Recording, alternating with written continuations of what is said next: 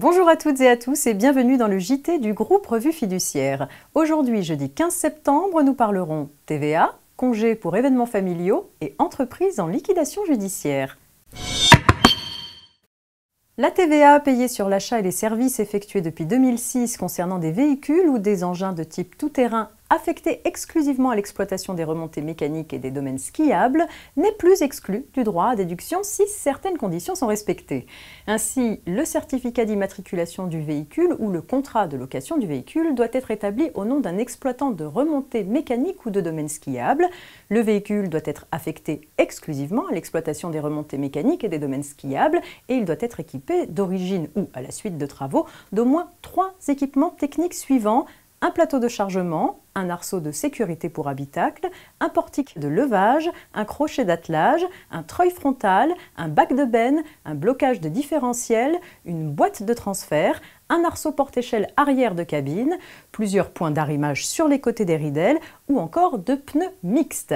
Le redevable qui demande à bénéficier de la déduction de la TVA acquittée sur l'achat et les services liés à ces véhicules doit certifier sur l'honneur que son véhicule respecte toutes ces conditions. Congés pour événements familiaux, on fait le point à présent. Depuis le 10 août 2016, la durée légale de certains congés pour événements familiaux pour cause de décès a été allongée.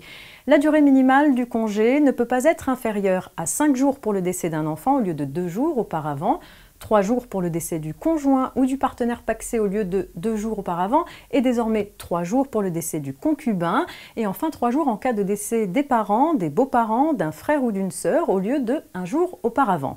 Par ailleurs, un nouveau congé d'au moins 2 jours doit désormais être accordé en cas d'annonce d'un handicap survenu chez un enfant. Un accord collectif peut toujours être plus favorable aux salariés. On termine avec une petite histoire d'entreprise en liquidation judiciaire. 2 époux, dont un est commerçant, ont souscrit un emprunt bancaire pour acquérir leur résidence, qu'ils ont ensuite déclarée insaisissable.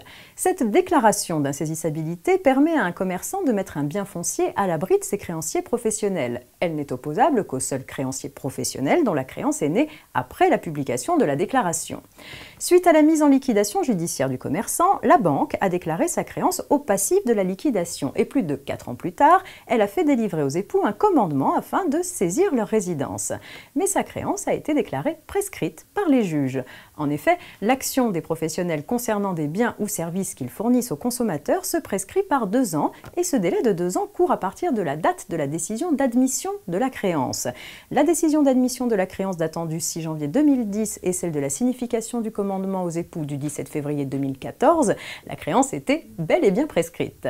C'est la fin de cette édition, rendez-vous demain vendredi pour le dernier point d'actualité avant le week-end.